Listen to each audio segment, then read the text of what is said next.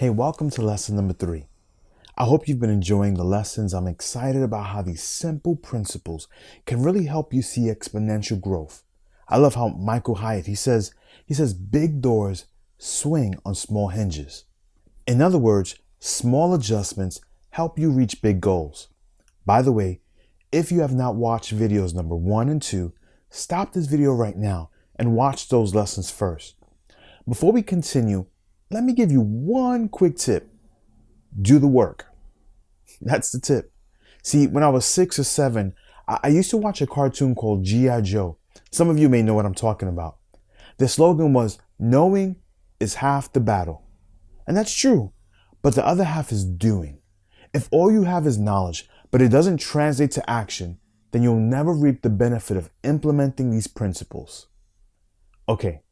Today, we're going to continue our conversation about how effective evangelism is like a great marriage. The second way effective evangelism is like a great marriage is because of this one word, relevant. In a great marriage, being relevant is all about loving our spouse the way they want and need to be loved. If you've heard about the book, The 5 Love Languages by Gary Chapman, it's all about understanding your spouse and using that understanding to better serve your spouse. Let me explain. A couple of years ago, I gave my wife a gift. In my mind, this was the best gift in the world. It was going to eternally cement my love for her, and I was excited to give it to her. And she just looked at it and said, "What is this?" I explained to her the gift, and she said, "Babe, it's not me." Then we went to a long conversation or argument about how I didn't know her. And that's what happens when you are irrelevant, right? You give gifts, host outreaches that don't connect. And it's the same within the church, right? Because in order to best serve our audience, we need to be relevant. We need to understand the needs of our audience. We need to understand our audience. I once spoke with a pastor who was leading a Spanish congregation. Unfortunately, the attendance had been dwindling. So I asked him about the community around the church, and he said, "Oh, it's primarily African American." I was like, "What? You're a Spanish pastor in an African American neighborhood. No wonder your church is experiencing decline. You are not relevant. You're not speaking the language of your community." Literally, you are not speaking the language of your community. I told him, you might be the right pastor, just in the wrong community. But here's the problem, right? The word relevant has a stigma. There's so much resistance to being relevant. In many church circles, when I say relevant, pastors give me this uncomfortable look like their shoes are too tight. And here's why. We've changed the meaning of the word relevant. In the church world, it doesn't mean to understand or relate. It means to compromise.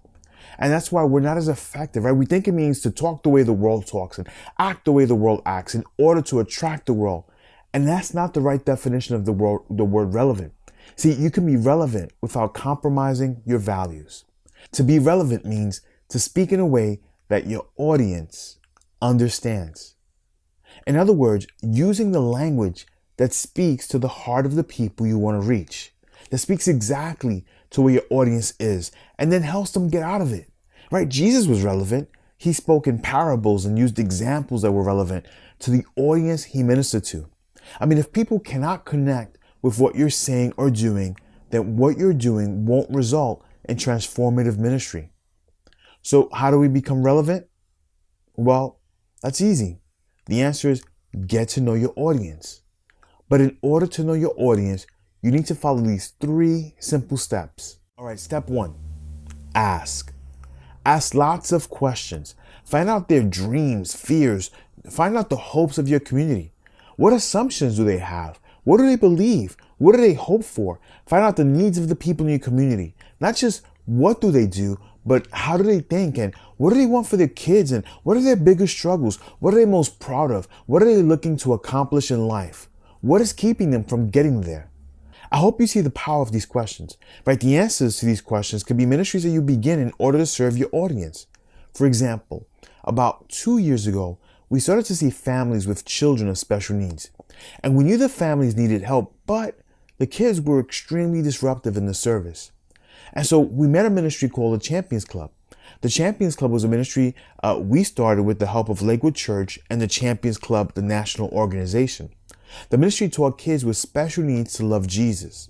And they also gave their parents an opportunity to sit in the services And so I had one parent thank me.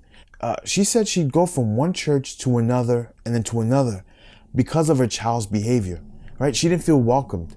He was disruptive to the service, and she had stopped going to church for over a year. And now they attend weekly. And that's what I mean by understand your audience. Understand their needs and serve them based on their needs. It's going to take some work, but go out there and talk with the people in your community. All right, step 2, assimilation. So now you've gathered great information, right? How is this information, how is this new understanding of your congregation or your audience going to help you serve them better? What changes do you need to make to your ministry philosophy? What assumptions were disproven by your understanding? That happened to me a couple of years ago. As the discipleship pastor at Christ Tabernacle, I wanted to target second-time guests. So I bought about 50 Metro cards, right? Those are cards that allow you to ride public transportation in New York City. We had 50 brand new Metro cards and we gave away like 2 cards. I was like, what? Either first-time guests were not coming back to our services or we were giving out the wrong gifts. Turns out most people drive to our church and don't take public transportation. So ask so that you can learn and gain a better understanding of your audience, and then assimilate that information. Let it change how you think and how you serve your audience. All right, last step. Step number 3, act. So like I mentioned earlier, knowing is just half the battle. Now you've got to act. Now you have to implement what you've learned. Right? This is the hardest part because you need to go from a strategy to executing the strategy. I mean, how do you get all of your ministry teams on the same page? How do you get your pastors to think differently? How do you get the organization to behave differently? That's where you need 2 things. 1, strong, consistent communication, right? People need to know the what and the why behind the change. And then 2, people need a scoreboard. I mean, how do they know if they're winning or losing, especially in ministry? So here's my recommendation. My recommendation is that you communicate to your leaders, and your leaders then communicate to the volunteers any wins from the previous week. So let's say last Sunday you had 4 new commitments to Christ. Well, the ushers need to know that the way they greeted the guests and the way they helped people began the process of opening up those visitors' hearts. The worship team needs to know that how they did a great job setting the atmosphere, right? The tech team needs to know that the sermon PowerPoint slides help people fully engage, fully connect to the sermons. The children's ministry, they need to know that they help create an atmosphere where the parents can receive, but they also, of course, minister to the parents by ministering to their kids. Is there more to a strong execution of strategy? Of course, yeah. But for the sake of our time, I just wanted to focus on those 2 items.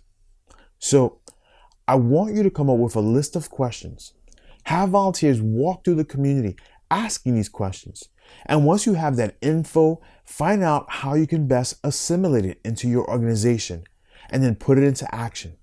All right, that's it. But it's a powerful practice that will help you become relevant when it comes to reaching your community. So that's it for now. I look forward to seeing you in our next lesson. Lesson number 4. Talk to you then.